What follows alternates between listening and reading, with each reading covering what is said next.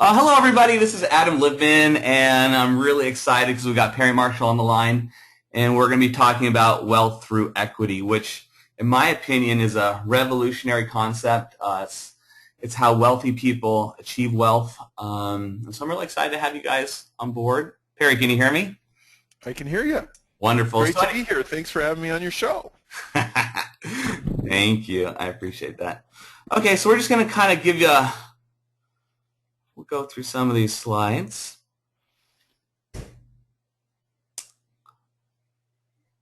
So, all right, well, so who am I? I'd imagine some people on the call are going to be very familiar with me or you, but as a quick recap of who I am, I'm Adam Libman. I've been doing taxes for about 14 years. I've seen a lot of tax returns. I've seen a lot of wealthy people. I've seen a lot of poor people. And I can tell you as a fact, wealthy people own stuff. They have equity in something. So that's kind of a little bit about me. A little bit about Perry. God, that's a good picture of you, Perry. I love it. Perry is the number one. I can't see it yet. You may just make sure you share your screen. Oh.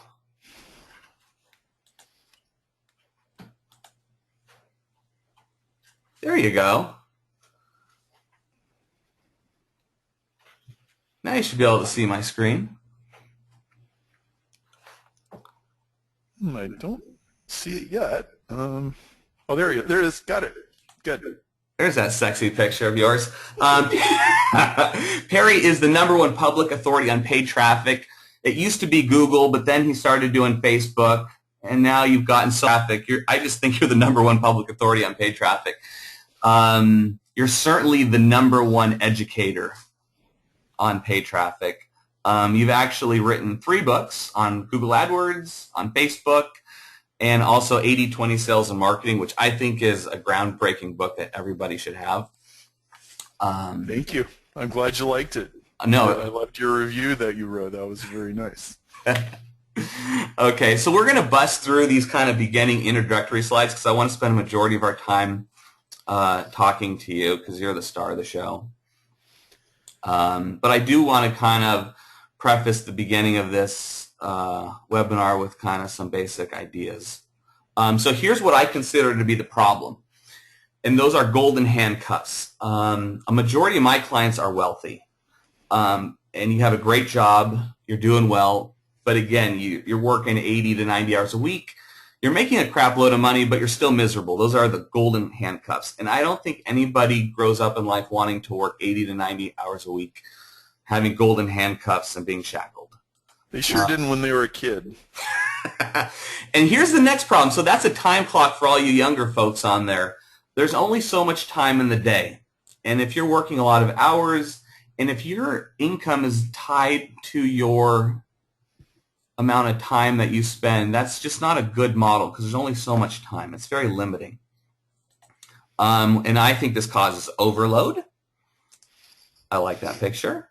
And maybe this is I think it's self-explanatory, but that's not good. This is code for dissatisfaction, right, Adam? Yeah. Now maybe working a lot of hours leads to this. This is not good. And maybe this, it's so funny. I find that people who work so hard make poor decisions. Usually you make good decisions when you're well rested, but if you're working a bunch of hours with those golden handcuffs, you're going to make some bad decisions here and there. And God forbid this. This is probably the fear of every single successful person is you're going to die in the work office of a heart attack. In the mailroom. In the mailroom. In your arm. Yeah, feeling that pain. Okay, so is there a better way, right? That's the question, and hopefully we'll be able to answer that today. So this is Perry Marshall right there, and that's Richard Koch. And let me tell you a little bit about Richard, because I think it's important for the sake of this webinar. So Richard Koch worked with Bill Bain and Mitt Romney. And so he's actually been part of a lot of deals. And I think that's relevant, especially for what we're going to be talking about later. He's the author of 20 plus books. He actually wrote the 80/20 book. I think, Perry, you wrote like the modern version, but he wrote the Godfather version. he wrote the Godfather version, and I think everybody should read that book. Oh, yeah, very different writing styles. He's an equity investor, and I think what's relevant for this particular webinar is that he's grown his wealth from from 4 million to 250 million in 20 years using the principles we're going to talk today. Right, and he got the 4 from equity from a company he was a partner in that he and his partners grew from scratch. Okay, so he literally has gone from working stiff to fractional billionaire in quite a bit less than 30 years. Yeah, and Perry, okay, I think this is self-explanatory, but this is, why should you be jealous or ready to be jealous? And the reason why I put this in here is that this is Richard Koch's work timer. So some people, now, again, for some of you younger folks, you don't know what this is, but this is called an hourglass. And the reason why it's called an hourglass is because in an hour, all the sand goes from the top to the bottom. Perry, I'm true here that Richard works about an hour a day, correct? Yeah, and he's pretty mercenary about it too. Like, he just refuses to do more, and that is actually, paradoxically, it's a key to his success. The fact that, like, anything he does just has to fit within this window, and he spends hours a day doing things like writing books and reading books and things like that, but he does not consider that work. That's his hobby, and that's not how he makes his money. And so it's very different. It's very contrarian. It's almost Zen-like, but it's also very formulaic. So, go ahead. I just want to repeat that he's grown his wealth substantially by working an hour a day. It's crazy. It's crazy, but it's true. Okay, so I want to introduce, again, we're blowing through the introduction part just because I really want to spend a majority of the time talking about you. But these are some wealthy paradigm shifts, and that's a picture of Charles Darwin, who I think created a major paradigm shift. But in order to kind of work an hour a day and grow your wealth substantially, you're going to have some paradigm shifts, which some of these we all have heard of, but we've never really embraced. And one is that effort doesn't equal reward. This is big. That's big. If you want big reward, it does not automatically follow that you should put in a huge effort. Correct, yeah. You have to disconnect the two because they are not actually very closely related. They're not at all. It's very ironic, which is kind of related to the second principle. If you're familiar with homeopathy, is that's based on the more diluted a substance is, the more powerful it is. To just its very core essence. And really, if you're only working an hour a day, you've kind of really boiled down all of what you do to its very core essence. And then which leads to good old Uncle Warren Buffett. And that is get equity, not cash. I think most of us work for cash. Even I work for cash. Now that I think about it, I need to start working for equity. Well, I learned this when I was about 30. It was my last quote-unquote Dilbert Cube job before I went out on my own as a consultant, and we were this scrapping, bootstrapped software company, and we were scrambling around, and the president of the company came to me and he said, if you'll make a concession in your pay, I'll give you phantom shares. Oh, yes. And he said, we want to grow this thing. We have a plan, and this is what we want to do. And, hopefully, if we do a good job, somebody will come and buy us out, or we'll go public or something. And I took him up on his offer. And I labored, it's like there was a lot of thick and thin and a lot of stress and all that other stuff. But in the end, the company did get sold to a public firm for $18 million. And I got a small percentage, which was actually a substantial amount of money. It was 6 figures, which was a huge deal to me. And in one fell swoop, it wiped out all my debt and gave me seed money to go out, hang out my shingle, and not like have a gun to my head for the first year while I was trying to get this thing going. And so I learned early on that getting equity in something is a very big deal, and it can be a huge, like, I would not be where I am today if that hadn't happened. So you've been kind of following this own practice for a little bit of time. Yes, yes, and that's why this got my attention. Okay, and you know, like, people in my little corner of the world, marketing consultants, they don't really think about this usually.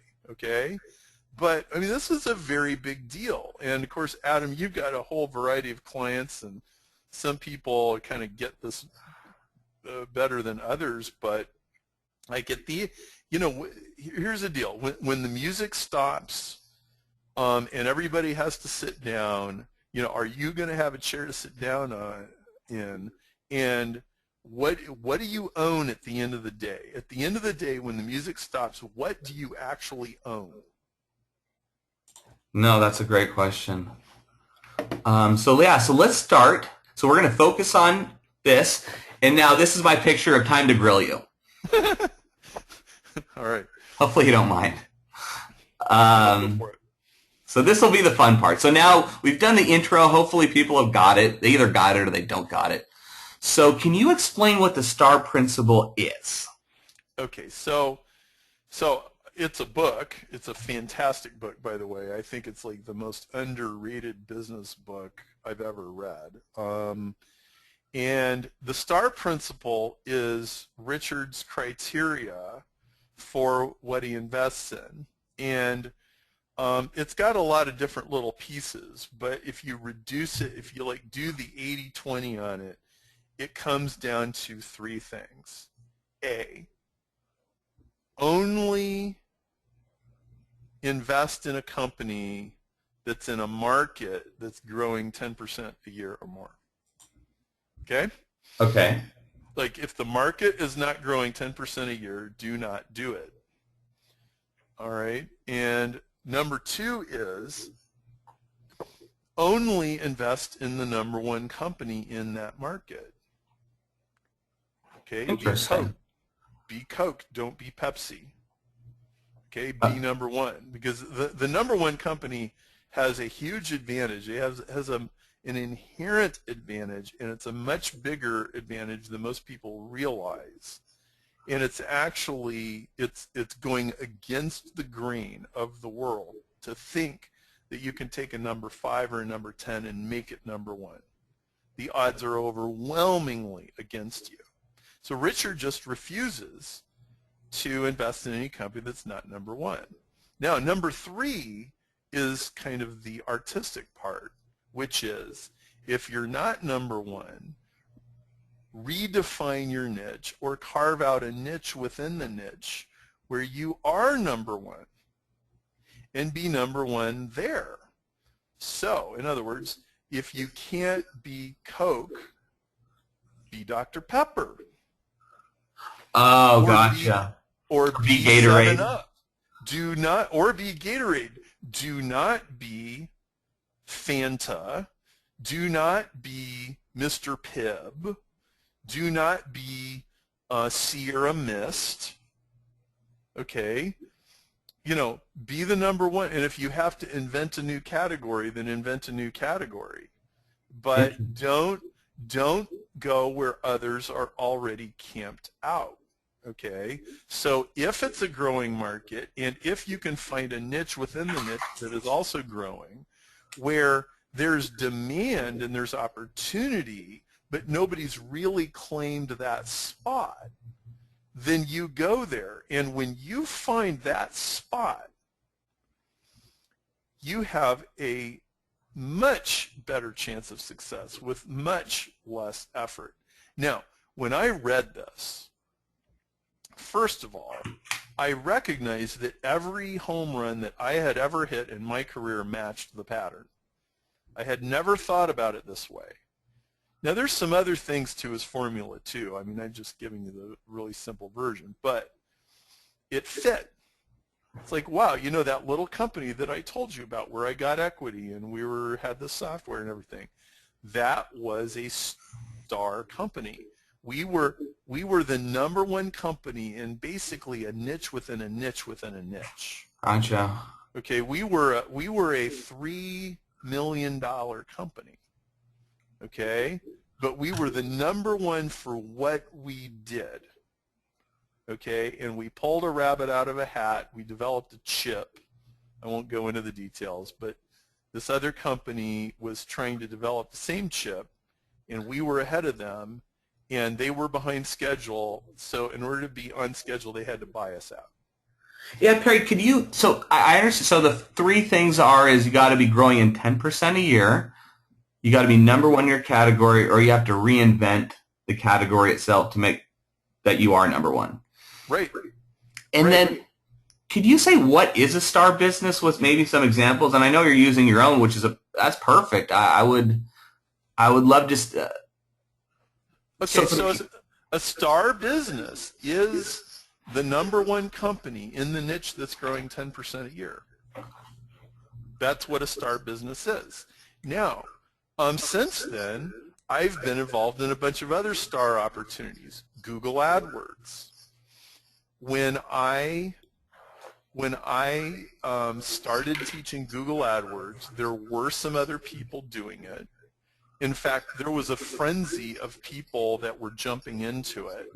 But at that time, it was still chaos. The world didn't have a category for, like, quote-unquote, people who teach AdWords.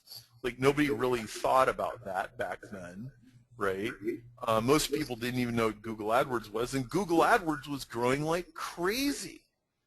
Yeah. Okay, so I made myself the guy who uses Google AdWords to teach people direct marketing. That's really what I was. So basically, you took something that was proven and you just put it in an emerging market. Yes. Yeah, Google was working, and you only had to play with it for a week or two to figure out that AdWords works. Okay, but like nobody's teaching this, nobody's explaining this to the world, so I'm going to do that. So I stepped up and I started doing that, and within 6 months, I was the number one guy. And once I was in the lead, once you're in the lead, it's easy to maintain the lead. It's why the incumbent is always in a huge advantage in an election. Right? Yeah. So I was the incumbent, and then it was like, pour gas on the fire, gas on the fire, gas on the fire.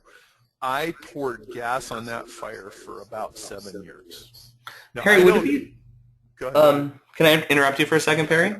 Yeah. So would it be fair to say that if there's a disruptive technology or there's an emerging market with no clear-cut leader, that's like a recipe for where this can work? Yes. Yeah, exactly. And then here's another star business, and this is niche within a niche.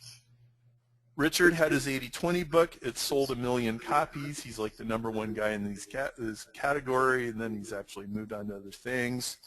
And I said, well, I can never be like the 80-20 guy, but you know what? I could be the 80-20 sales and marketing guy, and I can take this 100-year-old thing that people talk about sometimes but don't really focus on, and I can like beat the drum, and I can be the 80-20 guy in the space of sales and marketing. So I wrote 80-20 Sales and Marketing, and now everybody in the marketing space, they've seen that book. It's been advertised on Facebook. They've heard about it. It's on Amazon. It's on podcasts. It's got all these endorsements, and now I'm the guy. It would now be very difficult for somebody to come along and like, well, no, really, I'm the 80-20 Sales and Marketing guy, not Perry. Like, huge disadvantage. So Yeah. I've created this little enclave where I'm a big fish in a little pond. And I've done this a bunch of times, and I'm telling you, it works. But Perry, when you know this, and ahead of time, it's like when I learned this, I was like, oh my goodness, I can like cross 3/4 of the opportunities off my list because they don't fit the pattern, and now I see the ones that do, and now I can grow even faster. actually, I want to talk about that, but just to cement the relationship between you and Richard Koch, because I think that's important as well. Oh, is so you wrote the 80/20 sales and marketing book, and then you got in touch with Richard. Can you just explain a little bit about you and your relationship with Richard for a second? Well, there was this guy in New Zealand named Jeff, and Jeff wanted for years and years to do an 80/20 seminar. And Richard said, yeah, that'd probably be a cool idea. And long story short, they eventually found me. And I was like, well, that's a great idea, except, I think I've already said most of the things you can say about 80/20, and I don't know. And one thing led to another, and I go visit Richard in Portugal, which, long story, I won't get into. Well, after spending a couple days with the guy, I'm like, okay, wait a minute. This guy works an hour a day. This guy's worth $200 million. This guy's got a formula. He's got books that nobody's ever heard of. Whoa. He's a true Renaissance man. Oh, absolutely. Yes, a true Renaissance man. I mean, he's into all kinds of stuff, okay? He's got books that don't have anything to do with business, and they're brilliant too. And I'll tell you what he's really good at. He is really good at pointing out the obvious thing that's been right under your nose your whole life that you never noticed. And that is a priceless skill. Okay, so to take that, let's go back. So what are the 3 obvious questions when you see opportunities? What are the 3 questions where what 3 questions would eliminate so much bullshit if you asked just those 3 questions? Okay, so is this growing? Okay, is it growing? Is it growing more than 10% a year? How do you define that, by the way? Well, okay, look, it could be the real estate market in your neighborhood. Is the number of money that people are spending on this going up? Is it either more people or more money per person or both? And it's going up. True or false? If it's not growing, don't do it. Or if it's not going to still be growing 2 years from now or whatever, don't do it. Just walk away. And, human beings, we're all emotional creatures, and we get attached to all kinds of things, and we get wrapped up in stuff, and we romanticize about it, and we fantasize about it, but the fact is, if the market is not growing, it's going to be a tough slog. And then would you say it has to have a likelihood of be growing for X amount of time going forward? Well, however long you're going to be in it. But yeah, if you're still going to be doing it 3 years from now, then it better have a good chance to still be growing 3 years from now. And obviously some things do and some things don't. If the thing's growing 1,000% a year and it's only going to last a year, then jump on it now, and write it for the rest of the year. But, it better be growing, because markets that are growing they're so much easier.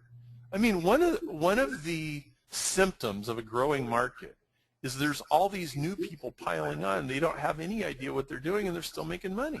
Okay, so think real estate in 2005. Yeah, homeless people were selling houses. Yeah, right? Okay, that's a growing market. Now, that was growing because it was a bubble, but still, it still fits the pattern. And if you know it's a bubble and you know the bubble's not going to pop for the next 5 years, then get in and make money.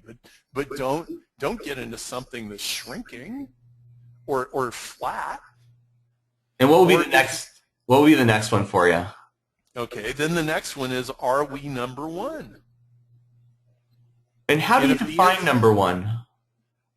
Well, so that whatever your USP is, whatever your unique selling proposition is, you sell more than anybody else with a similar unique selling proposition.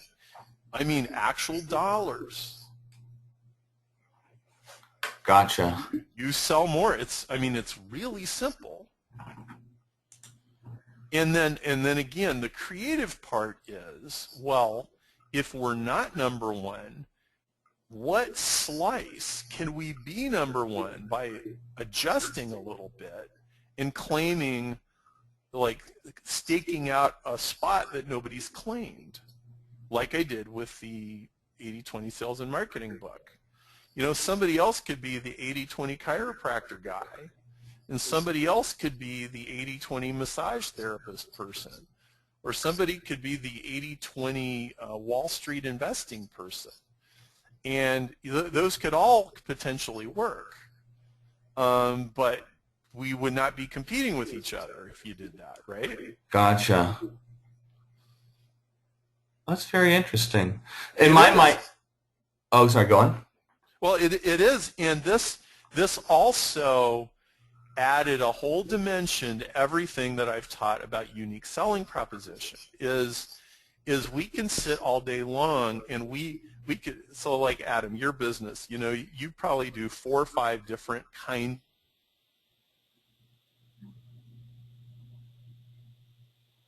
day long, like polishing your unique selling proposition and honing your marketing message. But if you got these 5 different things, which one is growing 10% a year, and which one could you be the #1 guy in Southern California in that bracket? Gotcha. It's like, oh, well, there's this certain kind of real estate transaction that there was this law change, and it's growing like crazy, and hardly anybody really understands it, and you're like, okay, I'm going to be the guy, and I'm going to bang the drum, and I'm going to be in this market. I'm going to be the #1 guy in this market, and it's growing. And that one thing could make it possible for you to retire early. I think this is a great litmus test for any potential opportunity that comes on my desk now. Oh, yeah. In fact, you can use it for your morning to-do list. I mean, you can literally shrink it down that small. You could micro-size it like, well, I got these 12 things I'm supposed to do today. Which ones of these actually fit STAR principle? And you'd end up with like 2. Like, well, you should either do that or do this, and then you can take the rest of the day off. All right, so here's the next question. So let's just say you're a consultant and you found a STAR business. How do you say, hey, I'm willing to trade some of my time for equity?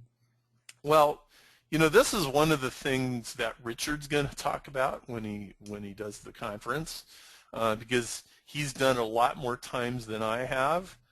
But one way is when you do a consulting arrangement to get an option to, so let's say that you're going to pay me $20,000 to consult with you this year.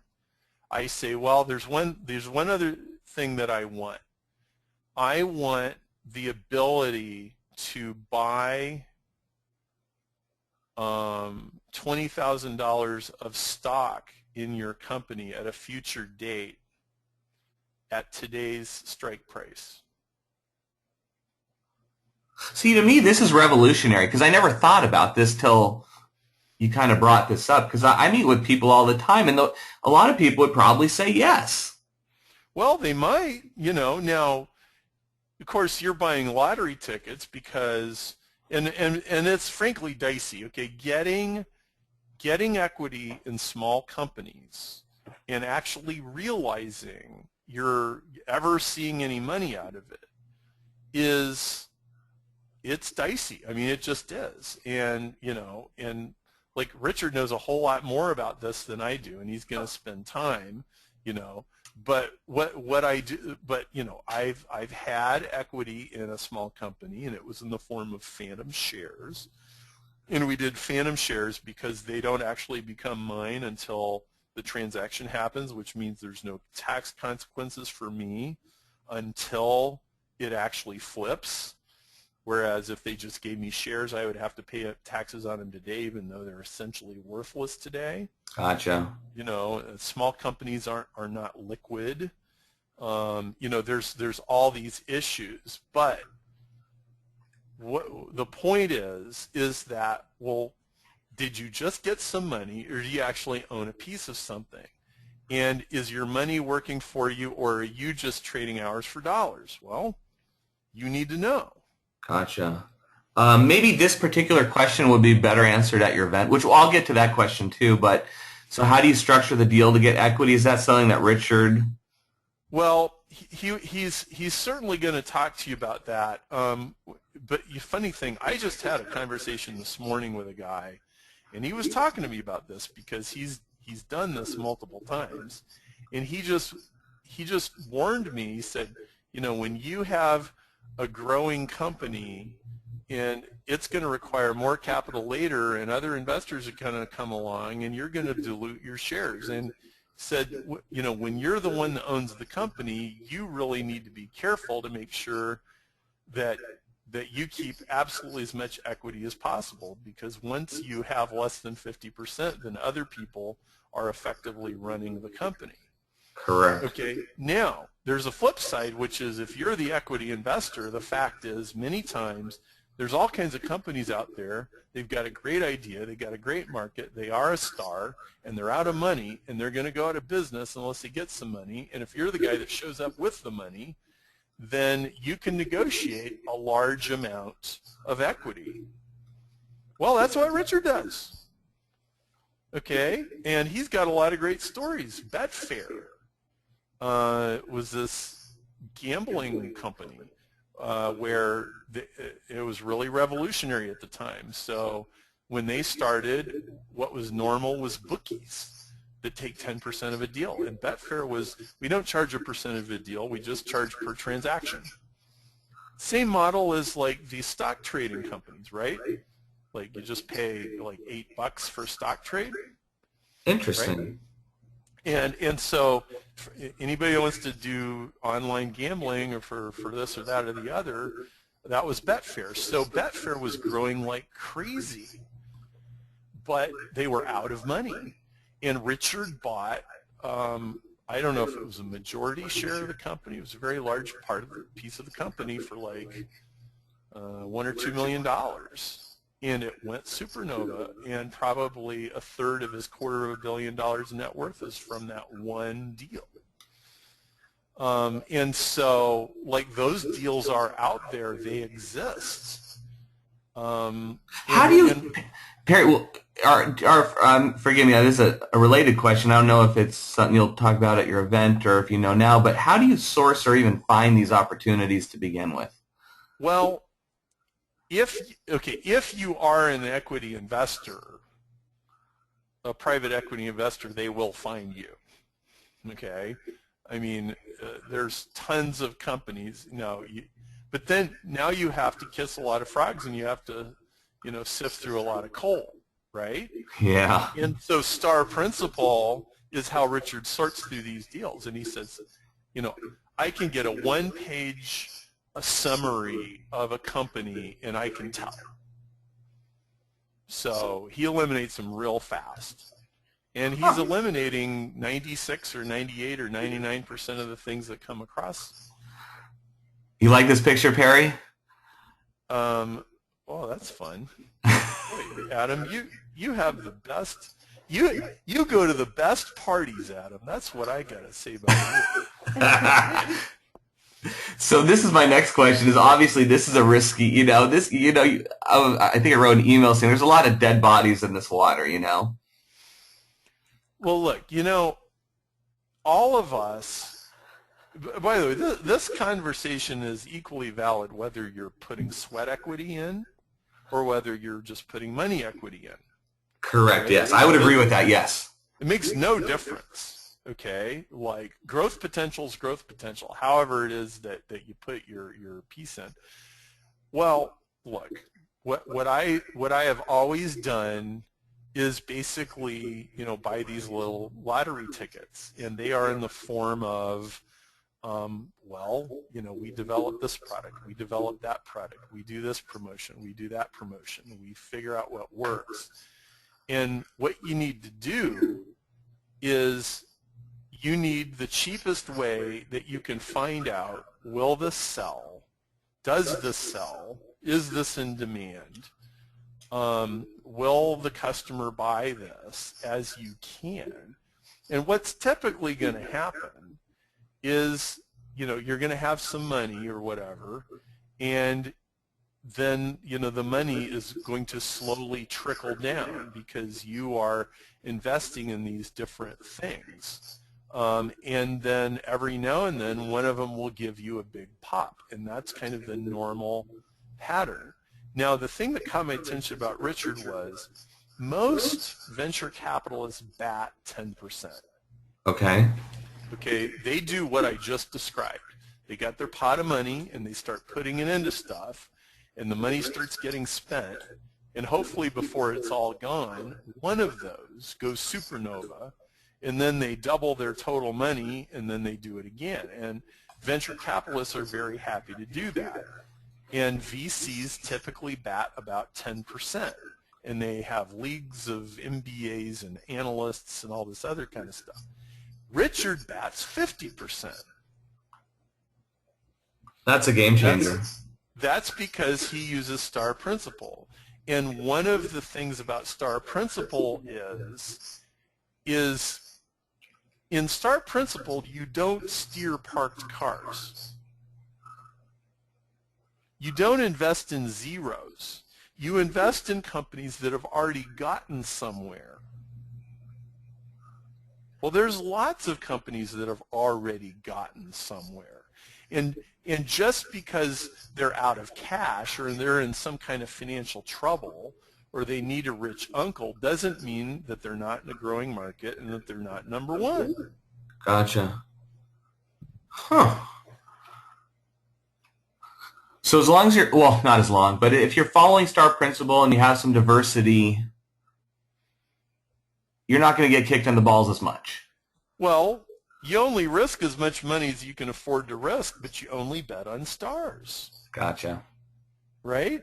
And if you have no money and you got sweat equity, then, we're all, look, Adam, you and I know this, all entrepreneurs run across all kinds of ideas all the time. Okay, none of us are just stuck with like one opportunity. I've never met any entrepreneur who only had like one opportunity, unless he was like an Amway and they brainwashed him to think that it was like the only one, right? Yeah, okay? Right? Yeah. We've all got stuff. Okay, but do you have a filter where you go, yep, nope, nope, nope, nope, nope, nope, yep, nope, nope, nope. I mean, so you don't recommend going to your local shaman person to see if the energy is connected? Well, no. I mean, look, there's a place for those intuitive leaps and stuff like that, and I want the gut to feel right too. But look, you can analyze this. And by the way, Richard did not invent star principle. It actually comes from Bain and Boston Consulting Group. I mean, these guys were using this formula 40 years ago, and they've actually kind of gotten away from it, and they're like doing these other things. But Richard was like, dude, this is simple. This works. It's not some big giant intellectual exercise like, is the market growing? Is the company number one? And of course, there is more to it, and that's why we're having a whole seminar. I think there's a lot of things that the book doesn't even go into, and the book is 8 years old now, and there's a lot of new stuff since then, like a lot of new stuff, and so. Anyway, back to you. I want to stay on track with your question. Yeah. So you could also apply the star principle to angel and seed funding. Yeah. I think that's just a simple yes or no. Yeah. Absolutely. And it's whether you're the angel or whether you're the person pitching the angels. Ooh, the hot seat time. Okay. All right. So how many people are still paying attention right now? All right, maybe, I don't know, ask a question in the chat box. I don't know. Who wants to ask Perry a real question? This will have to be like a 3-minute, a quick question that Perry can answer pretty quick. I'm going to start unmuting people and see if anyone's around. This will be fun. Let's try this. Hello, Angie? Hello, Angie? Hi, you're on with Perry Marshall. Hi, Adam, and hi, Perry. All right, what question do you got? I can barely hear you, so. I'm sorry about that. Is that better? Yeah. Oh, Fantastic. I don't really have any burning questions. I'm just kind of fascinated by all of this. I do work with a lot of startups in Silicon Valley, but, probably 90% of them don't have any funding whatsoever when they come to me for copywriting, so... Well, so as a copywriter, you want to ask the question. I think you should ask all your clients to give you enough information that you can figure out if they're a star. Okay. I hadn't thought about it that way. So instead of investing, trading services for equity? Well, I'm saying, well, you could trade services for equity. That is possible. But no matter how you get paid, your life is going to be much better if your clients are stars than if your clients are not stars. I mean, this even applies to job hunting. Do you want to work for a star, or do you want to work for a dinosaur? Right? Your career is going to be, it's just like my job that I talked about earlier. Like, well, it was a job. I mean, I got a paycheck. I didn't really own the company, except I did own, like, I don't know, like 1% of it or something when it was all done, or I effectively, and then, like, cool, right? And but just the fact that it was a star, even setting the equity part aside, the fact that it was growing and happening, there was all this great stuff going on, it made it a much more interesting place to work. All right, Perry. Thank you, Angie. We're going to try another one. Awesome. Let's go. Let's see, another random person. Huh. Hello, George? Hey, Hey, what's up, man? how's it going? Good. You're on with Perry Marshall. Sounds great so far. Thank you for having me on. Yeah, so what's your question for Perry? So, having like you said, you have a lot of people that are coming at you, whether they're the actual, they're trying to pitch you or you're trying to get them to join the team. I mean, I guess really just figuring out how to structure it so that way it benefits everyone, and there's the least amount of effort, like how you're saying, is ideal, obviously, but I think just me being able to identify those stars, to be able to go forward them, that's always a big challenge.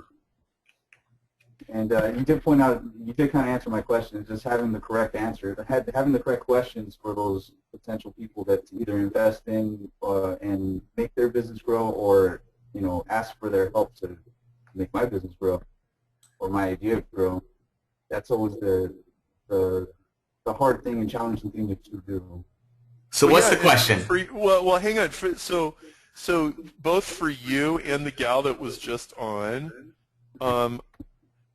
I think if you're doing something for a company, whether you're a copywriter, a consultant, or an employee, or a vendor, or whatever, usually what's going to happen is you're going to look at your client's business and you're going to go, well, their business actually has these 4 different parts, and part A is not a star, part B is not a star, part C is a superstar, and part D is like in between. So what I'm going to try to do is I'm going to try to focus in on that star part, where probably the growth is going to be easier and take less effort and give disproportionate reward, and I'm going to steer them in that direction. And I'm going to get involved in this growing part. And then, then they think you're magic, right? It's like, wow, this guy's amazing. Well, yeah, because I kind of have that gift of being able to see people or point out the obvious, where sometimes they're so focused on making things right that it's right under their nose and they don't even realize it. Someone from the outside in will help do that, and there's a lot of people out there that have the potential, and I see it easy as on my part, like, oh, I can step in and have you ready to present, and have you as be that star person because it's worth it. You know, are these people going to flake? Are they going to get around? You know, these are all the dire questions that come up with before. So thank you for allowing me, you know, for filling in those details. Sure. You bet. All right, we're going to head on to another random person. Ooh, let's see. Hey, Ricardo. Ricardo? I'm here. Can you hear me? Hey, you're on with Perry Marshall, the genius. The Swami, the guru. How are you, Perry? Adam, thank you. I'm great. Yeah, I guess in terms of a general question, it would be in regards to obviously the playing field in the United States. There's a lot of competition. Sorry for the background. What are your thoughts in terms of investing in international businesses that are going into an emerging market where, you know, there is no number one in, let's say, Netflix, or there is no number one in terms of a lot of different types of industry. So I think, you know, what's your thought about international expansion? I think as long as you're equipped to deal with the local politics or the local landscape, it's a great idea. Yeah. Because, you know, there's lots of places where, you know, so like a year ago I was in Peru. And I'm looking around like Peru is like United States 10 years ago with the cell phones and the internet and all that kind of stuff, which means, you know, you could predict with scary accuracy how all kinds of things are going to develop there during the next 10 years. You know exactly what's going to happen. Right.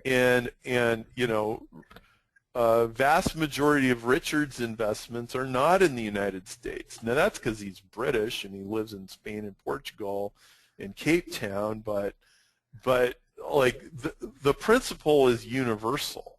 Sure. And star principle really is a principle. You know, now to be honest with you, the average person does not like get a hard on learning about principles, but smart people do.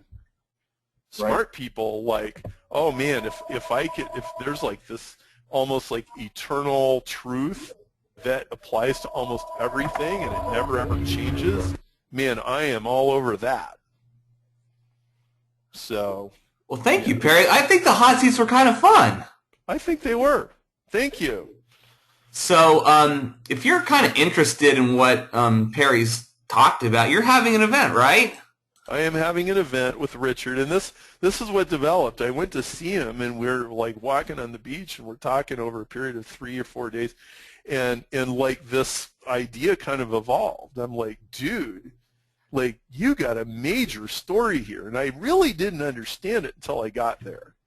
I had to go see him, and when he told me I was welcome to come visit him, he didn't actually think that I was going to take him up on the offer.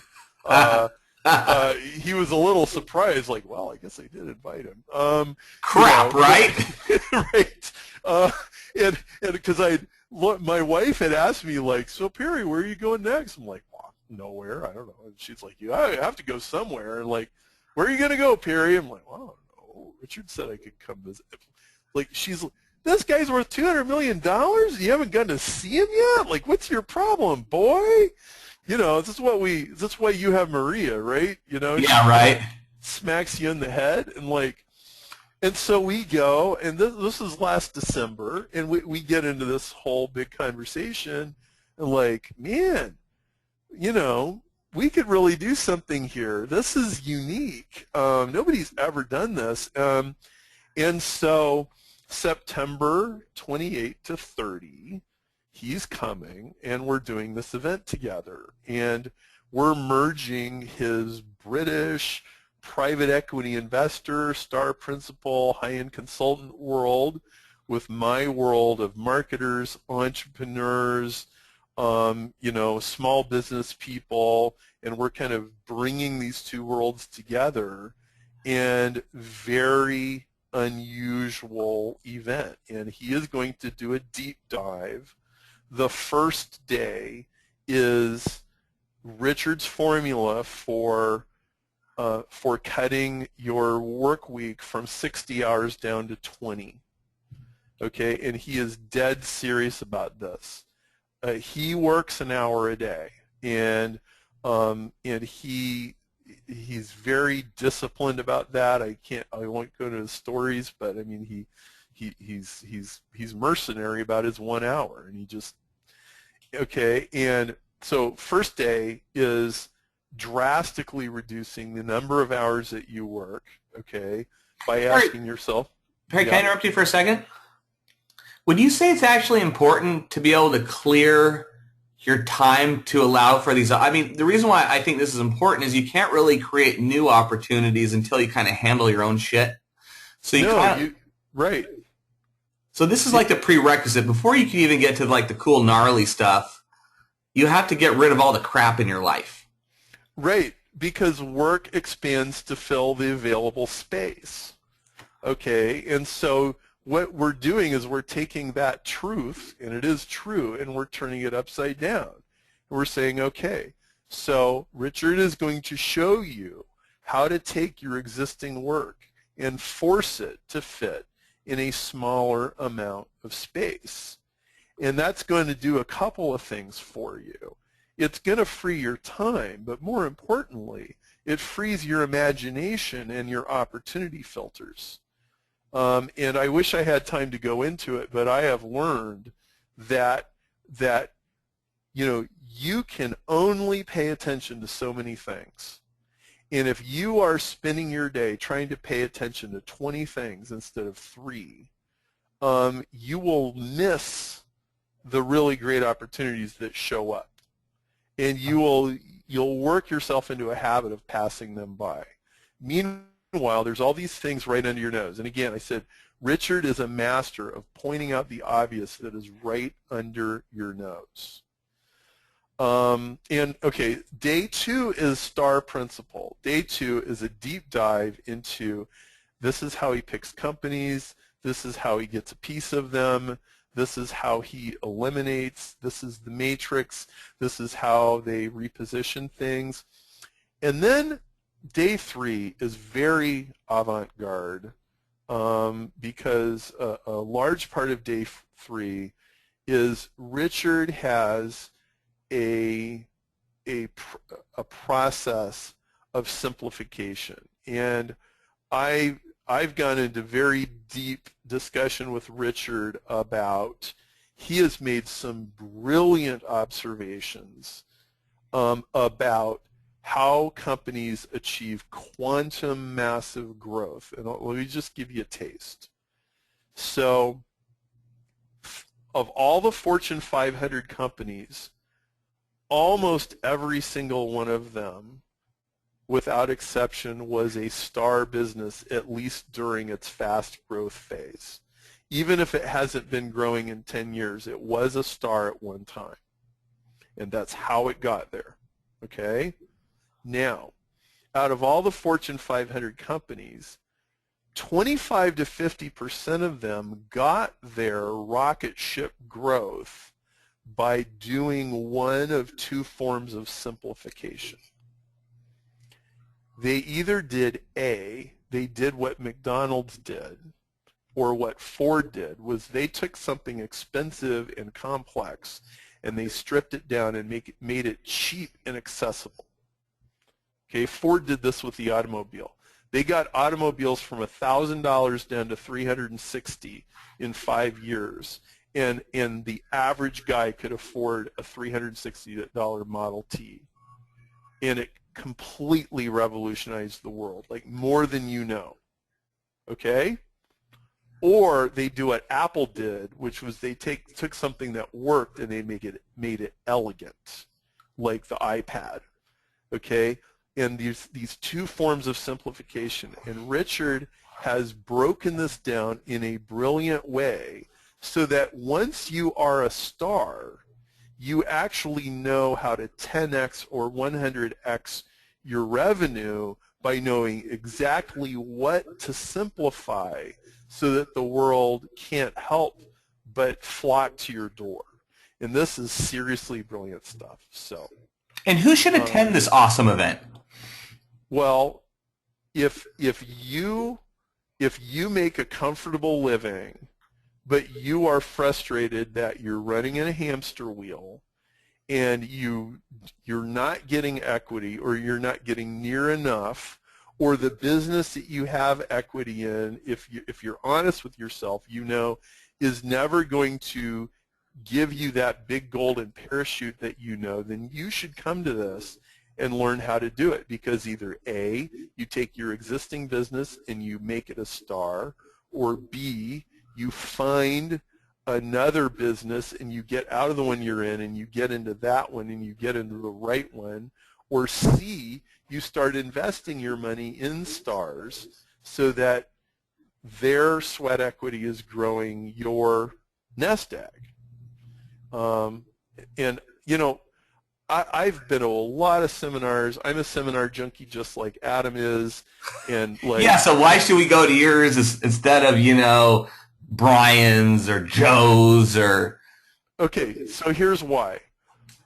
You have never gone to a seminar by somebody who's worth $250 million who works an hour a day, who built it from zero.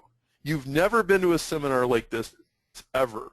None of the people, you know, the Robert Allens and the Robert Kiyosakis and all these kind of guys, they don't have this kind of wealth, okay? And they work like crazy. Yeah. Okay, I'm in the seminar business. I know this. They hustle for a living. Richard doesn't hustle for a living. The guy is a genius. You will not learn this somewhere else. Okay? And I know. I mean, I've been around the block. I know this stuff. And then also, how am I going to make money from this event? Well, I say, if it sweeps one deal off the table that you would have spent $10,000 or $50,000 chasing, then it was worth the money, because it's really a formula for elimination. It's not like, oh, you know, here's these 10 skills and here's all these new things you're going to do. No, it's like, no, don't do this, don't do that, no, don't do that, no, don't do that, no, don't do that. Okay, wait for something that looks like this. Okay, turn on your radar looking for something like this. That and that's not what you get at most seminars. Most seminars like, you're going to do this and this and this, and you're going to do this skill, and you're going to do this checklist. No, eliminate, eliminate, eliminate. So, and by the way, you could never afford to get Richard to do this if he didn't want to. And I have to literally get off in 1 minute. But gotcha. Is there any parting words you want to give to everyone? Do you want to get off the squirrel cage or not? Gotcha. Well, thank you. I don't know how to click on this link, but you can tell everybody how to get there. And yeah. I hope you come. We will have a fantastic time, September 28 to 30, downtown Chicago. Gorgeous location on the lakefront. Most gorgeous time of year that you could be in Chicago. Fractional billionaire. He's 6 notches down from Ringo Starr and the Times of London Rich list. People with this kind of money don't do seminars. Richard's doing a seminar, and he's doing 3 days on how he did it. I've never seen anything like this. Well, thank you so much, Perry, for being on this with us today. I really appreciate it. Thank you, Adam. I really appreciate it. Take care. Bye-bye. Bye. No, certainly not. Thank you, everybody. Appreciate it. Who's it not for?